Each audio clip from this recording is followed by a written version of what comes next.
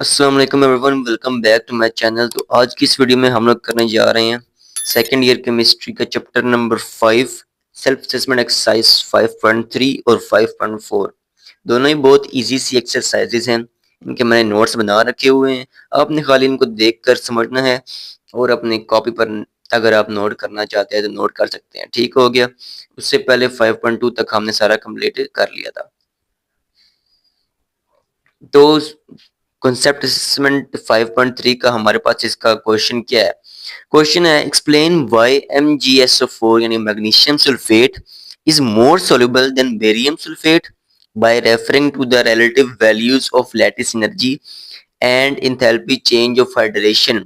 कहता है lattice energy और एंथैल्पी चेंज ऑफ हाइड्रेशन को मद्देनजर रखते हुए ये बताओ कि मैग्नीशियम सल्फेट ज्यादा soluble है या फिर बेरियम सल्फेट ज्यादा soluble है। ठीक हो गया। तो उस अगर हमने उसको ये चीज बतानी है उससे पहले हमें पता होना चाहिए कि लैटिस एनर्जी क्या होती है और हाइड्रेशन एंथैल्पी यानी एंथैल्पी ऑफ हाइड्रेशन क्या होती है। तो एंथैल्पी ऑफ हाइड्रेशन हमारे पास वो एंथैल्पी होती है यानी वो एनर्जी चेंज होता है।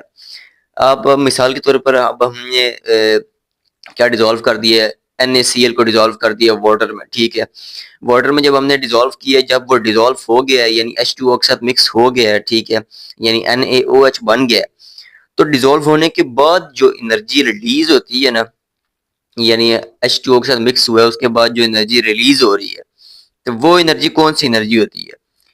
वो एनर्जी होती है जिसको हम कहते हैं एंथैल्पी ऑफ हाइड्रेशन। ठीक हो गया। अब ये जो आयन बनता है, अगर ये आयन एक्वस बनेगा तब हम इसको हाइड्रेशन एंथैल्पी बोलेंगे। ठीक है, इसकी मैं डेफिनेशन आपको बताता चलूँ। हाइड्रेशन एंथैल्पी की यानी एंथैल्पी ऑफ हाइड्रेशन की डेफिनेशन क्या होती है?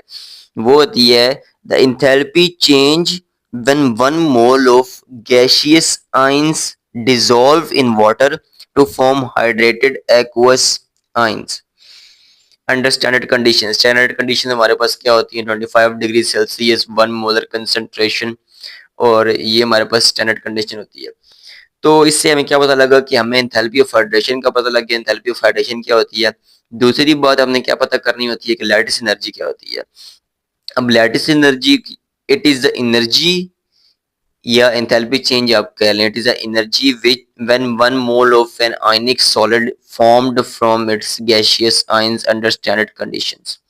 अब इसका क्या मतलब होता है? लैटिस एनर्जी वो एनर्जी होती है जो तब रिलीज होती है जब एक मोल ऑफ कंपाउंड बनता है, यानी हमने NaCl बनाना था, हमने NaOH को और हमने HCl को रिएक्ट करवा दिया तो इससे NaCl बन गया।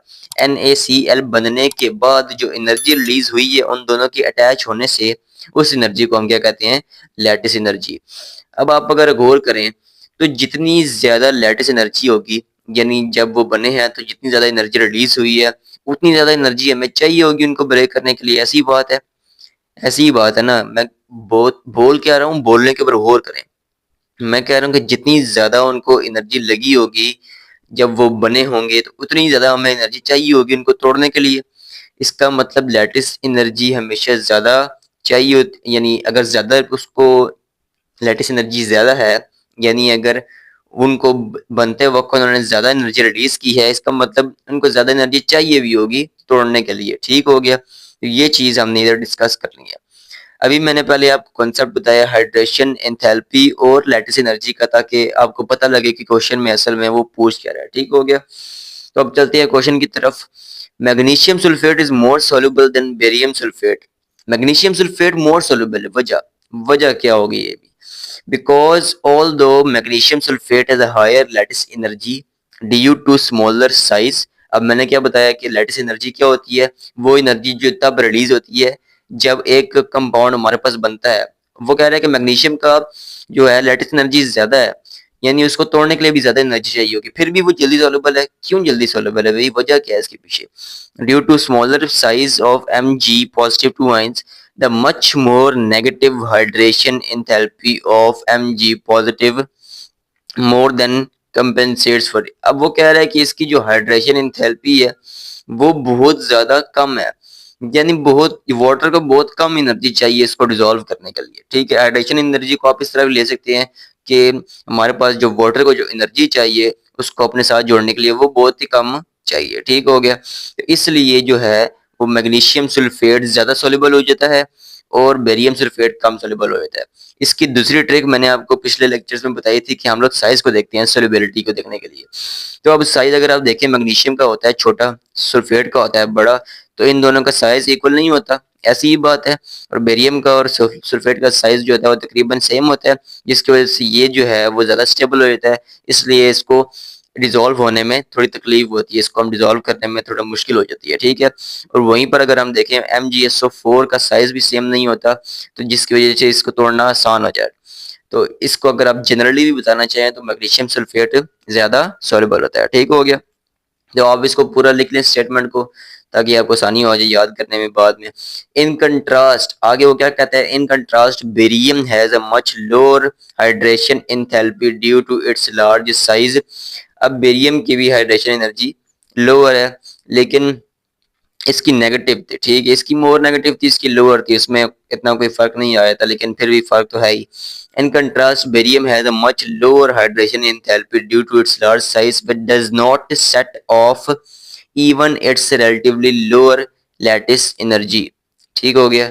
Making barium sulphate much less soluble. ये पूरी बात आपको मैंने समझा दी, कोई मुश्किल बात नहीं, इसको आप लोग लिख लें आराम सुकून से। तो इससे आगे हमारे पास आ जाती है सेल्फ असेसमेंट 5.4। ठीक हो गया।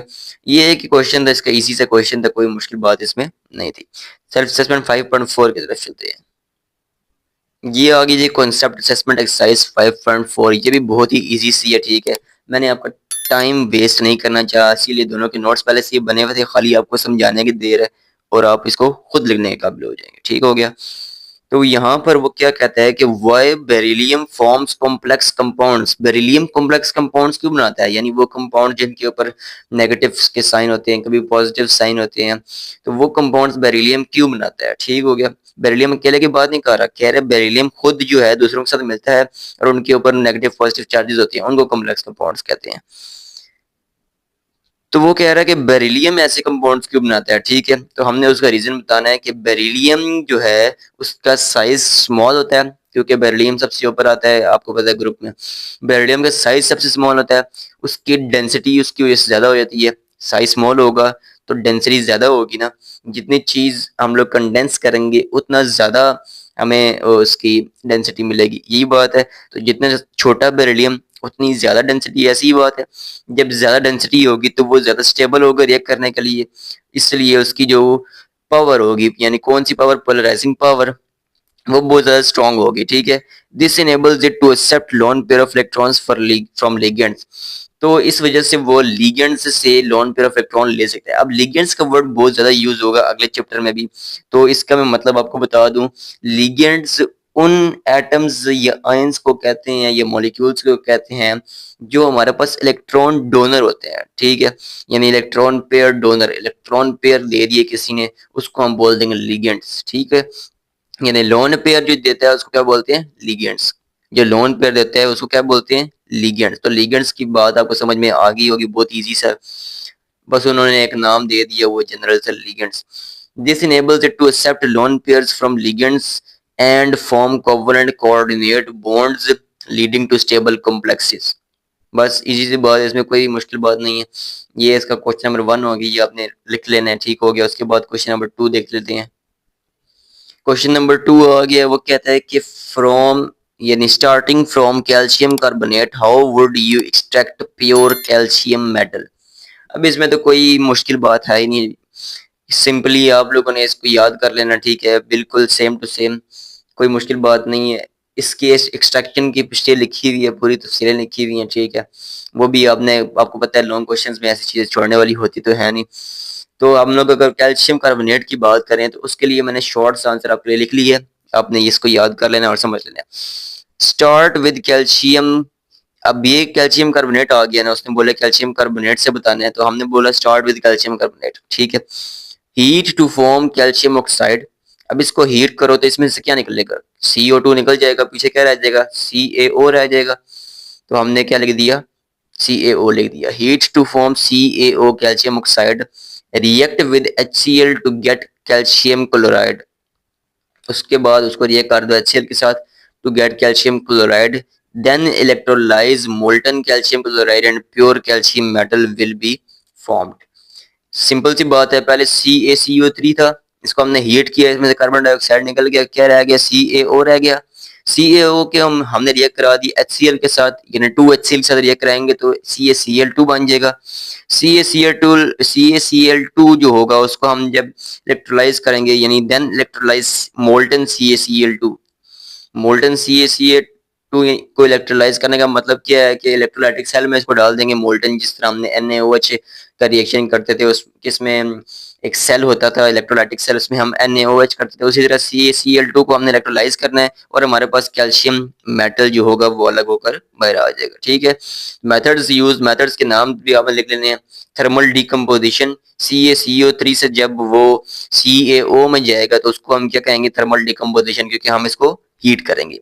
उसके बाद neutralisation with acid, neutralisation with acid simply आपने HCl ऐड करना होगा और वो क्या हो जाएगा, उसके साथ आगे चिपक जाएगा और हमारे पास क्या बन जाएगा, CaCl2 प्लस H2O, ये हमारे पास होगी न्यूट्रलाइजेशन।